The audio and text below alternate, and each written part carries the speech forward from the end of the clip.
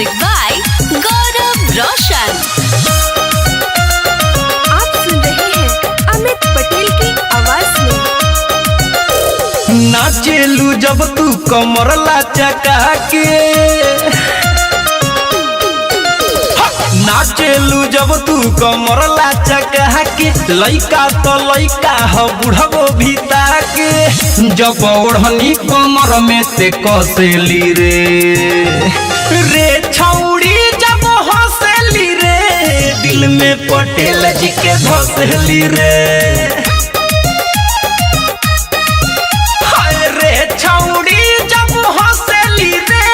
दिल में पटेल जी के धसेली रे।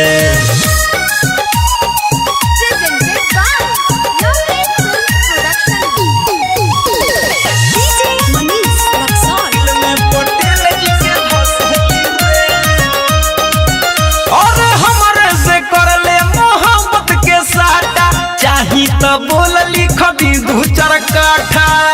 कारे बिगहवा लिख दी का? और हमारे से कर ले मोहब्बत के साटा, चाही तो बोल लिख दी 2-4 काठा। कौन टोला मोहल्ला में बसेली रे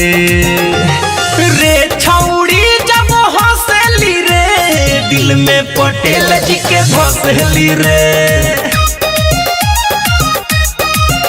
अरे रे छौड़ी जब हंसेली, दिल में पटेल जी के धसेली।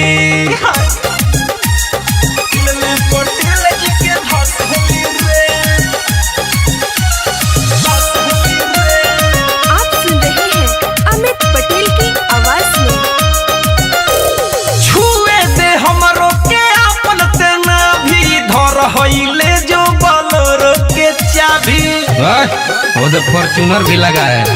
और छुए दे हमरो के अपन तेना भी, धर ले जो बोलेरो के चाबी, जब केहू के नहीं बकसेली रे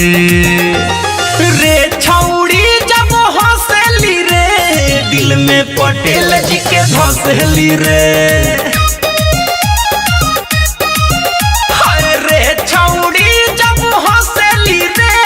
दिल में पटेल जी के धसेली रे।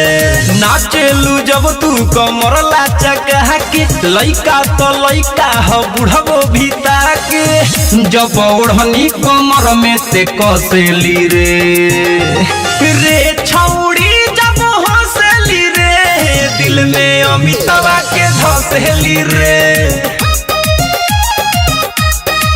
अरे रे छौड़ी जब हंसेली रे, दिल में दीवा करके धसेली रे। सुन हवेली पे आ जाना।